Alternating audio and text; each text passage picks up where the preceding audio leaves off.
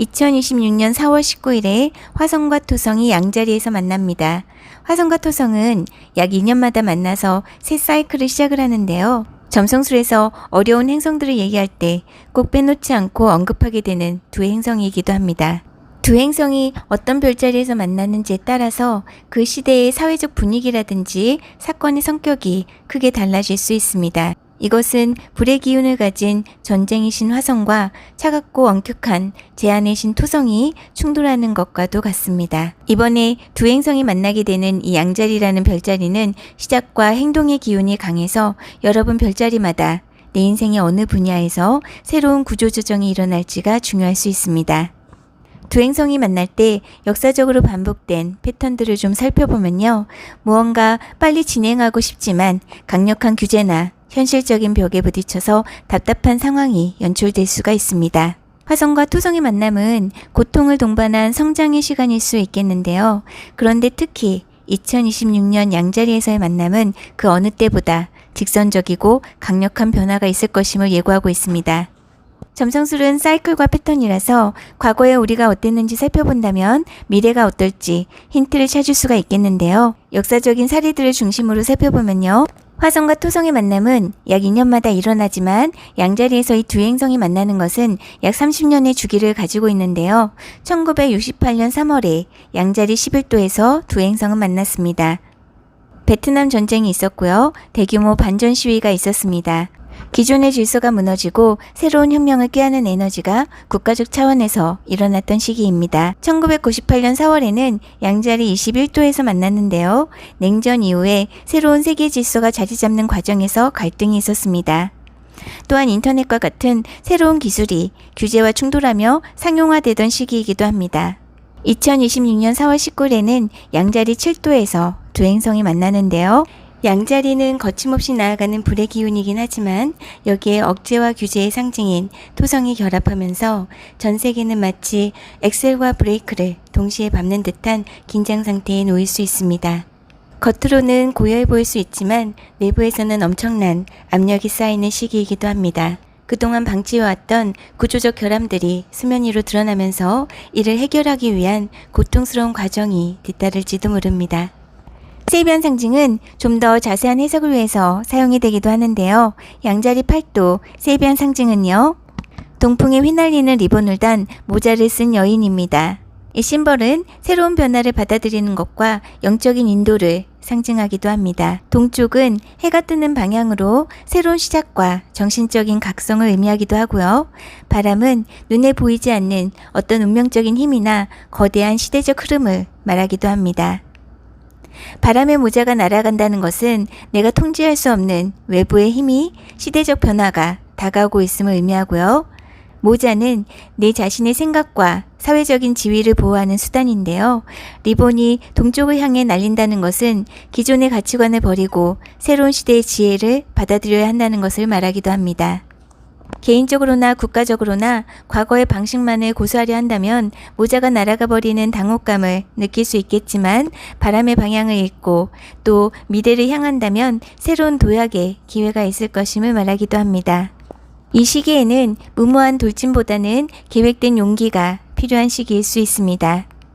무작정 나아가면 토성의 벽에 부딪힐 수가 있고 너무 가만히 있으면 화성의 에너지가 내부에서 화가 될 수 있기 때문인데요. 두 힘의 균형을 맞추는 것이 중요할 수 있겠습니다. 별자리 운세는 여러분의 상승궁 또 태양 별자리를 기준으로 확인해 주시면 되겠습니다. 먼저 양자리 분들의 별자리 운세인데요. 양자리 분들은 가장 직접적인 영향을 받습니다. 여러분의 정체성이나 외모, 태도를 완전히 바꾸고 싶은 욕구와 현실적인 제약이 충돌할 수 있습니다. 무모한 도전보다는 더 단단하고 책임감 있는 리더로 거듭나는 시기이기도 합니다. 황소자리 분들은 내면의 정리와 휴식의 시간일 수 있겠는데요. 여러분의 무의식과 고립의 영역에서 두 행성이 만납니다. 겉으로는 조용해 보일 수 있겠지만 여러분의 내면은 좀 치열할 수 있겠는데요. 풀리지 않던 심리적인 숙제를 끝내야 되는 시간일 수도 있습니다. 명상이나 정신적인 성찰을 통해서 좀 불필요한 집착을 버리는 과정이 필요할지도 모릅니다. 쌍둥이 자리 분들은 사회적인 네트워크나 내가 속한 그룹, 친구 관계에 있어서 냉정한 정리가 일어날 수도 있겠는데요. 단순히 아는 사람이 많은 것이 중요하지 않다는 걸 깨닫게 될지도 모릅니다. 진짜 도움이 되는 인맥이 남고 내 에너지를 소모하는 관계는 끊어지거나 멀어질 수도 있습니다. 내가 속한 그룹에 있어서 어떤 엄격한 규율이 필요한 시기이기도 합니다. 개자리 분들은 직업적인 성공과 명성에 대한 압박이 좀 강해질 수 있습니다. 승진이나 이직 기회가 올 수도 있겠지만 그만큼 책임이 따를 수 있겠고요. 윗사람과의 갈등이 좀 생길 수도 있겠는데 견뎌내면 여러분의 사회적 지위를 인정받게 될지도 모릅니다. 사자자리 분들은 철학, 종교, 고등교육, 해외 관련 분야에서 변화가 있습니다. 그동안 믿어왔던 내 가치관이 시험대에 오를 수가 있겠는데요. 해외와 관련된 일, 법, 종교, 학업 계획에 차질이 생길 수도 있겠지만 이는 더 탄탄한 길을 세우기 위한 과정일 수도 있습니다. 여러분의 진짜 실력을 쌓아야 되는 시기일 수도 있습니다. 처녀자리 분들은 배우자의 수입이라든가 상속, 세금, 깊은 심리적인 변화와 관련이 있는데요. 타인과 얽힌 금전 문제가 있었다면 깨끗이 정리해야 되는 시간일 수도 있습니다. 위기 상황을 통해서 여러분의 통제력을 시험받게 될 수도 있는데요. 이 과정을 지나면 정신적으로 훨씬 강해질 수 있습니다. 천칭자리 분들은 결혼 생활이나 대인관계, 비즈니스 파트너 관계가 중요할 수 있는데요. 상대방이 너무 엄격해진다거나 요구사항이 많아질 수 있습니다. 관계 유지를 위해서 좀 인내심이 필요한 시간일 수도 있는데요. 적당히 타협하기보다는 명확한 규칙과 경계가 중요할 수 있습니다. 정갈자리 분들은 업무 환경과 건강에 변화가 있을 수 있습니다. 좀 과로하기 쉬운 시기일 수도 있는데요. 효율적이지 못한 업무 습관이라든가 건강 루틴이 있었다면 좀 고치게 되는 일이 생길 수 있습니다. 규칙적인 생활이 중요할 수 있습니다. 사수자리 분들은 연애, 취미, 자녀와 관련된 영역에서 두 행성이 만나는데요. 즐거움만 쫓던 활동에 좀 제동이 걸릴 수 있는데요.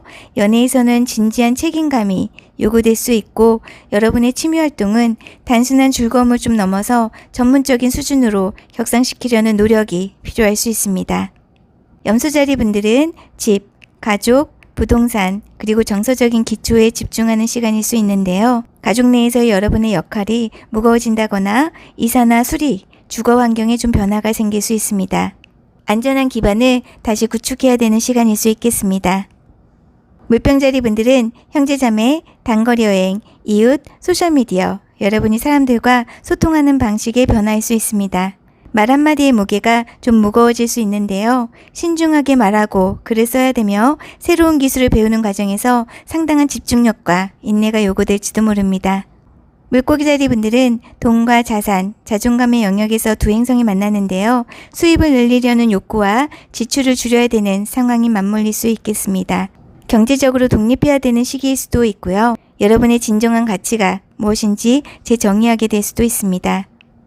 이 시기에는 천천히 그러나 확실하게 한 걸음씩 나아가는 것이 중요할 수 있습니다. 시청해 주셔서 감사합니다.